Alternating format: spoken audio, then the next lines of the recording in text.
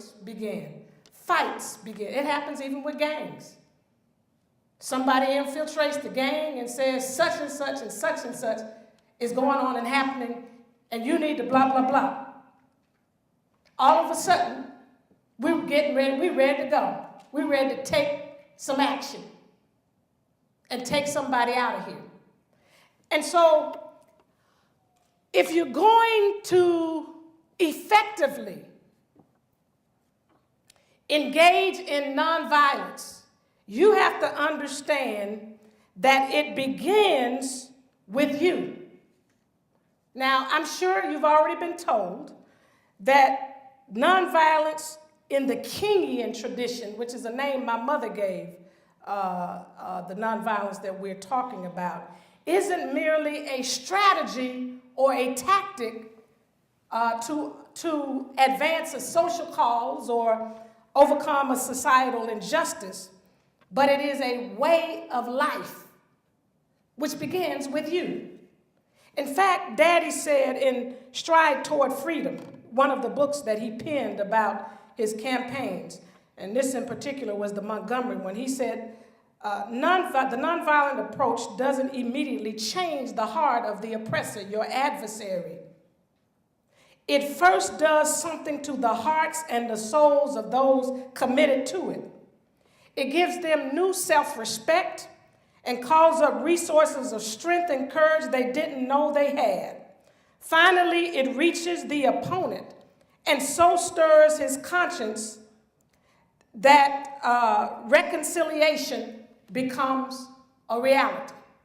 So I want you to put your hand on yourself and say, nonviolence begins with me.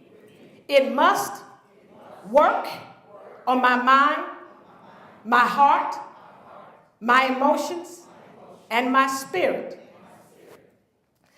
What I have found is that in the process of living a nonviolent life, again, this is not just a strategy. So when you get ready to go and teach these young people in middle school that are following behind you, you've got to help them to understand that this is a way of living. This is how you engage people in relationship, whether it's in your family, whether it's in your school, whether it's in your community, and then we move out. Because the danger is to stand up and talk about utilizing nonviolence in merely a social movement, and you yourself have not allowed nonviolence to work on you.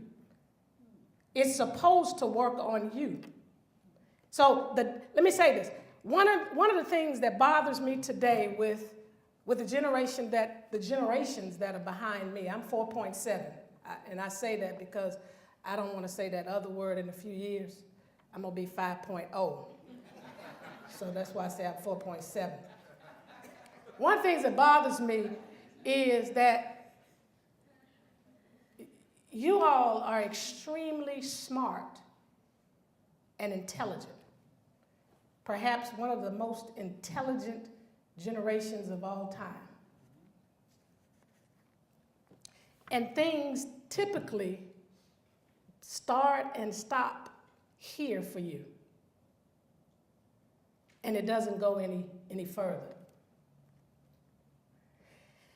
So you end up studying nonviolence from what we call a visceral standpoint, from the head.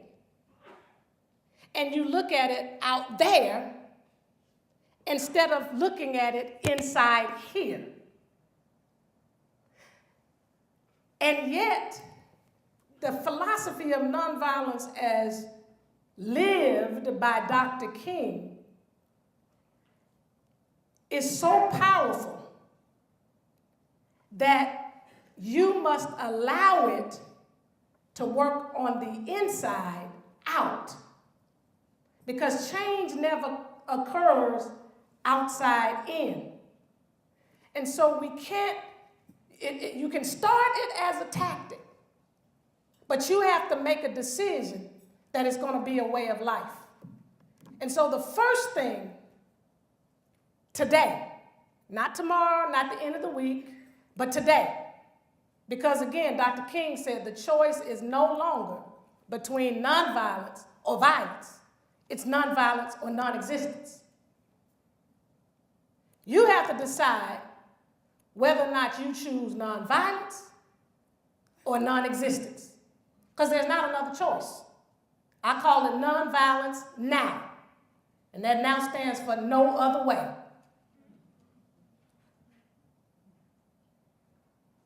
You don't have to first say, well, let me study and analyze this thing.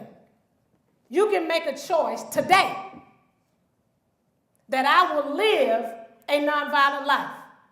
Now, does that mean that tomorrow you won't end up engaging in some acts of violence, of thought, of tongue, of action? No. But what it does mean now is you've given yourself and your mind and the rest of your being, you've given it permission to engage in a new way of life. You've got to allow yourself to be transformed in your mind. They call it transform nonconformist, I believe.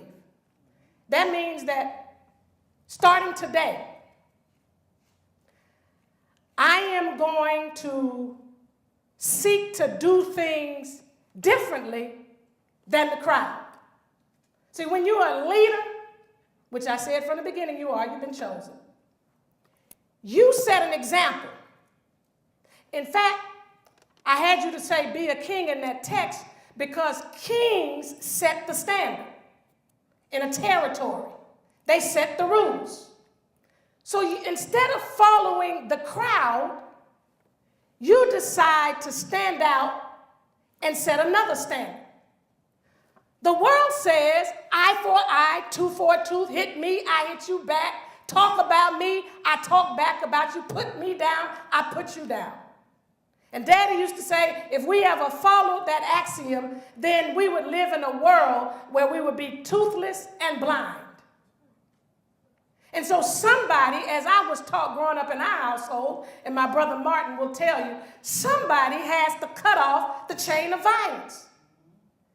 And that somebody has to be the one who's made a choice and a decision to live a nonviolent life.